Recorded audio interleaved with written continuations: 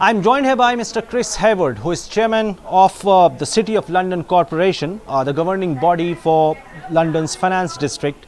Mr. Hayward also chairs the UK-India Infrastructure Partnership, which aims to bring global capital into India and to support reach its $4.5 trillion infrastructure ambition. Thanks, Mr. Chris, for your visit to India. How has been the experience here?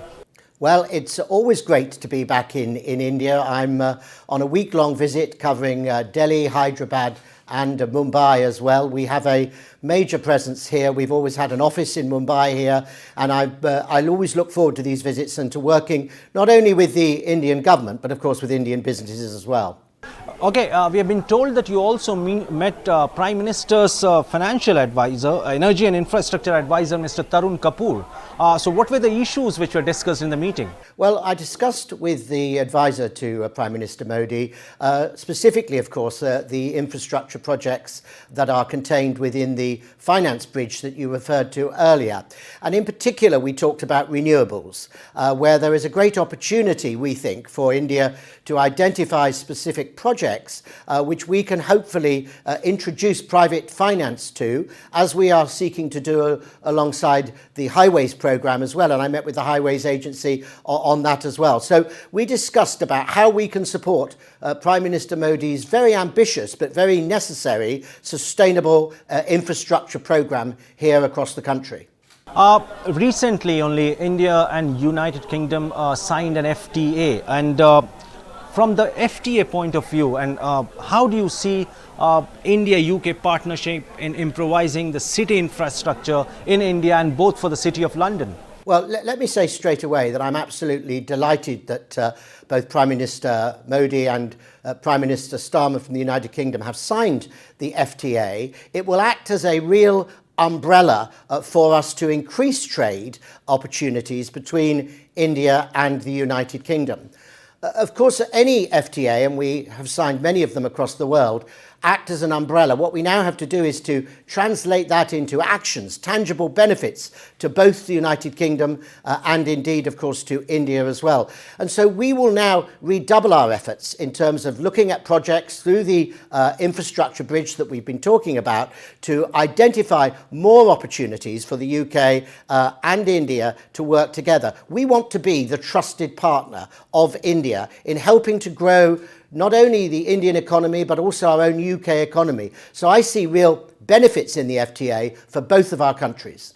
Okay, now coming to a very controversial topic which has taken everyone by surprise here back in India is the tariff issue. US administration, US President Mr. Donald Trump has imposed around 50% tariff on Indian exports. How do you see this impacting India, the City of London, from City of London's point of view, or from your department's point of view? Do you see this impacting the India-UK partnership as far as investment and other opportunities are concerned? Well, let me say straight away that I don't support tariffs of any sort whatsoever. I prefer there weren't any. They are very bad for global trade. But of course, I'm not going to comment specifically on the US government's decision on tariffs. That's a matter for them. What I will say is this, that I do think that in one sense, although India's actions are not, the United States' actions are not actions that we would have wanted to see happening to India, in a way they open up a further opportunity for increased work and trade and dialogue between the United Kingdom and India. So we mustn't allow these tariffs to stand in the way of growth opportunities for both our countries. And the discussions I'm having this week, I believe, will take forward opportunities rather than obstacles. India and UK, Mr. Chris, has negotiated this FTA for many months, and still some of the modalities are still under discussion between the two countries. While you see on one hand both India and UA have ironed out many differences after discussions, do you see a potential of discussion between India and US when it comes to the tariff issue, or this entire tariff threat from US administration may also sort of move India away from the Western economies? Well, it mustn't be allowed, of course, to move India away from the sort of global position and the global economy. I seriously believe that India is growing incredibly fast. We know that. Everybody wants to do business with India, and we are no exception, the United Kingdom.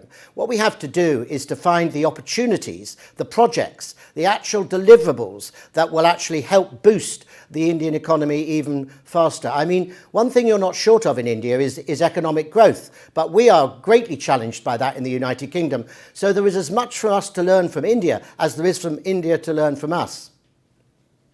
And do you think the UK government can provide some kind of assistance in breaking the ice with the US administration as far as these tariff threats are concerned? Well, look, I mean, I think both governments, both India's government and the United Kingdom government, are constantly in touch with the US administration regarding the tariffs issue.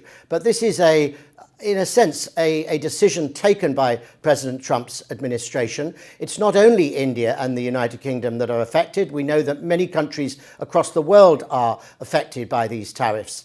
But we must not allow them to stand in the way of economic growth for all our countries. And of course, we will work with India as we work with countries all over the world to ensure that that doesn't happen. Okay, Mr. Chris, just last round of questions. When it comes to City of London and you're visiting Delhi, you're visiting Hyderabad, Mumbai and other cities in India, can you just list out one big change which you would have seen here in Indian cities which should be incorporated, or something which you saw in London and can work here in India as well, something which you would suggest the Indian government as well? Well, let me say this. The thing that does impress me, and I used to run a business in India, in Hyderabad myself 20 years ago, is the spectacular growth, not just growth in the population, but also growth that I'm very impressed by in the skills base. You know, we see increasing numbers of people not only developing huge skills in the IT sector, but also, from my point of view, dealing as I do with financial services sector, the insurance sector. I had a meeting, a round table just today with the Indian insurance and reinsurance companies. And, you know, given Prime Minister Modi's commitment to insurance for all, I think this is a great lesson that can be learnt across the world. A real opportunity for India in the insurance sector. And I've pledged the City of London's support for that today in my meetings with the insurance sector. Okay, thank you. Thanks for speaking to NDTV, and we hope that this partnership would reap benefits for both the countries. Thank you very much. So do I. Thank you.